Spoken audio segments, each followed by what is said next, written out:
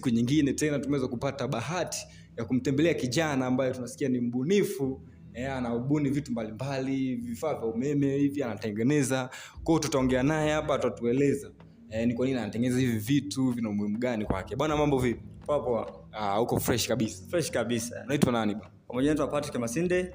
Sasa Patrick Masinde, tumeweza kupata taarifa zako bwana kwamba wewe una uwezo mkubwa wa ubunifu, unatengeneza vitu mbalimbali. Hivi ni kweli? Kwa kweli ni sawa kabisa. Labda mambo ya kubunibuni umeanza mwaka gani? Kwanza nimshukuru Mwenyezi Mungu kwa sababu bila yeye mimi siwezi. Nimeanza kubuni vifaa hivi 2019.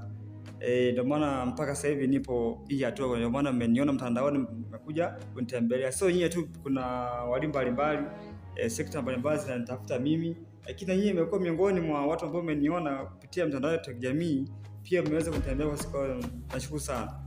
Bwana, mimi hapa naona kuna vifaa naviona hapa sielewi. Labda unaweza kutuelekeza watu waone uwezo wako wa ubunifu, jinsi ulivyotengeneza Unaweza kutuelekeza maybe tuanze kifaa kimoja, mfano tukianza na hichi hapa. Nitaanza na kuelezea kifaa kimoja baada ya kingine. Nikianza na hii ni plastic bottle ambayo ina maji. Hii ni switch, hizi ni nyaya, but hii ni diski, hii ni motor na hizi ni battery. Hii ni tube na hii ni syringe, but na hii inaitwa ni plug. Nitaanza kuelezea kama ifuatavyo. Huu ni mfumo wa kutunga breki. Sasa ni breki ya gari.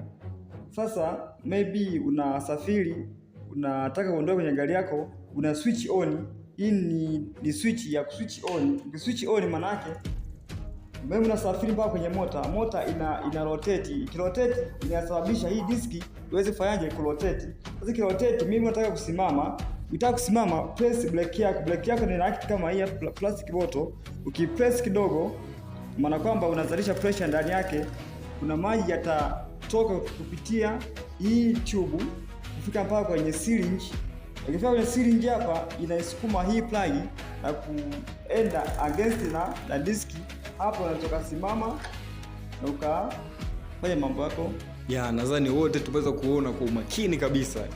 Kijana wetu mwenye kipaji ameweza kutuelezea. Kaeleza hapa huu ni mfumo wa breki, namna ya kuapply breki, namna gani ufanyeje mpaka ushike breki. Jana tunamuona na kipaji kikubwa sana. So kama una uwezo wa kumsupport, usisite kumsupport, utakuwa umefanya jambo jema kabisa, utakuwa umemfikisha mbali. Maybe kijana unaweza kusema namba yako ya simu, atakupataje? Kupitia contact yangu naandika 0782285472.